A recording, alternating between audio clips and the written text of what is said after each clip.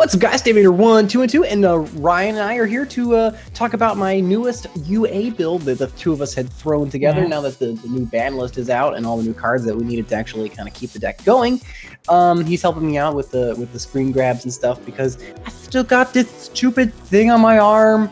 So yeah, you're an invalid. I'm an invalid. I'm a cripple. It's terrible. I hate it. I'm like, oh god, no. So I'm gonna have to rely on the charity of others. Oh darn. Okay. This deck profile actually ends up working really, really well. The only biggest problem that we ended up having was room, because the engine we decided to throw in here was clearly your Predaplants. Spoiler alert. And UAs they're a little big themselves, so we had to call it good at 42. However, the thing thins like crazy, so it's not a super big problem. But if you really wanted to, I'm sure you could whittle it if you wanted to. I guess start off with the UAs. So we're playing the pretty much the standard lineup. I don't think this has changed much. One Dunker for piercing damage and kind of clearing the field. Against blockbacker's pretty good now. You can be a metal call as well. The two rival rebounders for getting your plays back after, getting solemned or whatnot. The one goalkeeper. The one Armades to prevent your opponent from doing anything. Especially annoying is the Viper Zoodiac, because he banishes anything that if he's attached to an exit, he banishes whatever he battles with. So. Which is why every time I'm playing the AI and I tag in a Dryden, it banishes whatever I smacked it with. That's why. Is that why it's doing that? Did you not know? No, I didn't know that. I was like, shit, why does it keep doing that? So yeah, he's very good for dealing with your floaters, and then with Jersey, he goes up to Jersey and a stadium boost. That's a 3,800 attacking twice. So that's it's okay. The Herald of Perfection. And then the three midfielders. Woot!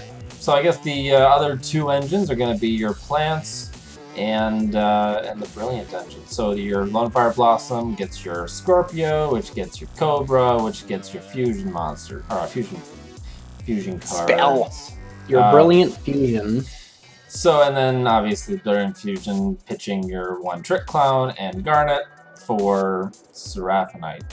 Gives you two normal summons, which combos very well with your healed spell. So you can get as well as the Trick Clown actually acts as pretty decent tribute fodder as well. I found that what I was doing for the most part was, because you're going into this, kind of a rank 3 combo, you're going into the Predaplant Invoker play, so you're using Invoker to summon a midfielder, and then using Brilliant, you're pitching the Trick Clown, so you have your rank 4 play there. What I found I was doing a lot was using Emerald to spin back the Brilliant Fusion cards, so that I would have my second Brilliant Fusion was actually not dead in the deck. Oh, okay. The Baboon is pretty much just hand fixing. Because you're running the Brilliant Fusion and the Predaplants, you can easily brick if you draw into Garnet or Cobra. Ugh, drawing into Cobra sucks. It really does. It's the worst. He's like the new Tekaton board. Really is, because you can't do anything with him. You're like, draw a Cobra. He has to be summoned by a Predaplant, and I don't know my Predaplants. The other thing, other UA-ish cards are Foolish Burial of Goods. Pitches your lets you pitch their trap, which searches any of the spells. We're running the one-off Signing Deal, the one-off Powered Jersey, and then the 3 Stadium. And the last is the 2 Twin Twisters for getting rid of those Solemn Strikes. Yeah, because the deck's very linear in its play style. Even though it has a ton of combos it can play, it's still really reliant on you not screwing with it on its turn. So we found that the deck would lose to bottomless if you weren't careful. Yeah, if you don't have a midfielder to bounce back the card, you're going to lose to bottomless. The extra deck is pretty much whatever you want, but the main ones are going to be your Invoker. He gets your midfielder out of the deck. Grand Pulse for the Baboon play, or you want to clear back more back row. He's really good for recycling your Brilliant Fusion cards, spot removal. Shark Fortress is great for using Seraphinite and another UA to target. You love throwing Shark Fortress. Yeah, it's pretty much using Seraphinite, it's pretty much another power jersey, so that's awesome. Yes. Durandal for kind of screwing up your opponent, and I guess it fixes your hand too. You could, in theory, have it like make them inadvertently swing at your trap. I guess if you want to be. If all you have on the field is your trap, you can make Durandal, and most of the time, Brilliant Fusion or Stadium are going to be the targets, but still. Volcasaurus, again, more spot removal, and then you can rank up any of those 5s for. Oh, Gaia, I haven't seen him in a while. Yeah. For the Zulkan play, I have your Theseus. Summoned off of obviously Instant Fusion, and then Crystal Wing, Clear Wing, Moonlight, and then I thought Ancient Fairy Dragon was cool. If your opponent had a field spell, you could search out your own stadium. Works. Neat. Yeah, that's the deck. All right, it's time to duel. All right. So this one is against the Spirals. The dragons, not the agents. Yes, clearly. That's gonna get really rough. Yeah, I guess this would be Phantasm Dragon, Mythic Radiance. I mean, And Mythic now it's Radiance. Phantasm. There you go. So every time I activate a card, I'm giving him tokens and got to Chainlink 4 here. He tried to pop my Dunker with the hand trap, but then I was trying to save him with midfielder. I did, and then we had that skill drain set. Okay. I like how you managed to still use the battle trap as a battle trap as opposed to just I was like, well, discarding it. No, I did discard it with Ace, but with skill drain, I'm not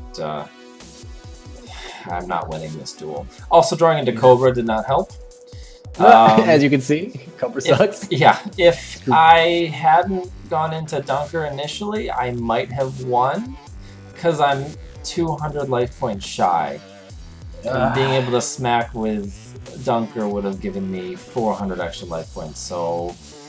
You weren't able to smack him for game. Yeah, no matter what, because I didn't have that Dunker, it's a loss.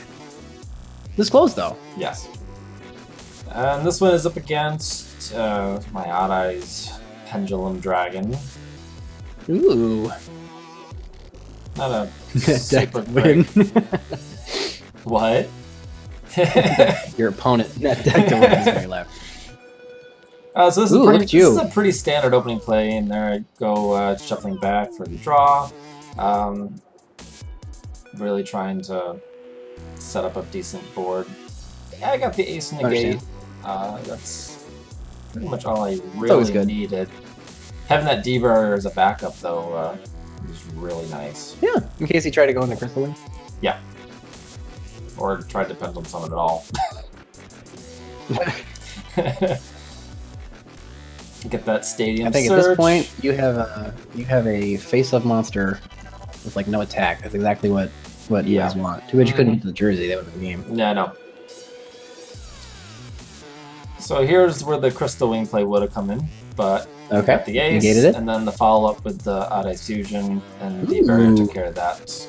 No problem. So nice. I was able to get in front of the duel and stayed there the entire time.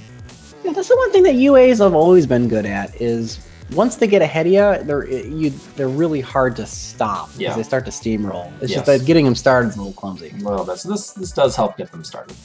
And this last one is against Zoodiacs. I wouldn't say he had the greatest opening hand, but he did open a Zoodiac. So which is better than nothing, I suppose. So he can go right up the tree. This is a standard Predaplant start. Go into Invoker, into Emerald with Seraphinite, drawing into getting the Stadium search as well was just an added bonus. You open like either Scorpio or a Lone Fire. That's all you need. Pretty much. So I have the one negate from Ace, and that's all it really needed because he didn't have the ton of different ways to play it. Yeah, opening that Tekaton board was a rough one too. A little bit. Oof. So that kind of hurt, but I used the Seraphonite normal summon first, so I still got that UA. Extra one. Yeah. And I mean, like, at this point, there's nothing you can do. You got way ahead of him. Yes. Smack. I like that. Mm-hmm. All right, guys, that was the deck profile. I hope you guys enjoyed it. Ryan and I actually didn't really have to work too hard on this one. The deck kind of just built itself, which was really interesting. Yeah, I kind of copied and pasted your Clown Blade engine into it. It kind of worked. Yeah. I will say, though, that I have noticed that it doesn't lose to itself. Which is good. It will get stopped if you're going, especially if you're going second, and your opponent has any sort of disruption. It's pretty linear, pretty easy to stop. However, if you go first, you're probably going to have a play. Which is good, because UAs, they used to be pretty much a dice roll. Like, yeah. Did you open a play? No? Okay. I can't tell you how many times I drew my top 5 cards, looked at them, and said, your turn. Your turn. So it's nice that we kind of managed to alleviate that, at least. Yes. You can All play, right, guys, play Yu-Gi-Oh! All right, guys, that was the deck profile and some of the duels. Hope you guys enjoyed it, and thank you, Ryan, for helping out here while I'm getting my amputation ready here. So, that bad, huh? Yeah, it's that bad. They're like, I just cut it off. It'll be cool. Guys, remember, if you don't troll the meta well, I will see you guys next time. See ya. No time left in the video. I summoned Dark Magician, declared direct attack. Subscribe for vids. Told you I was the master.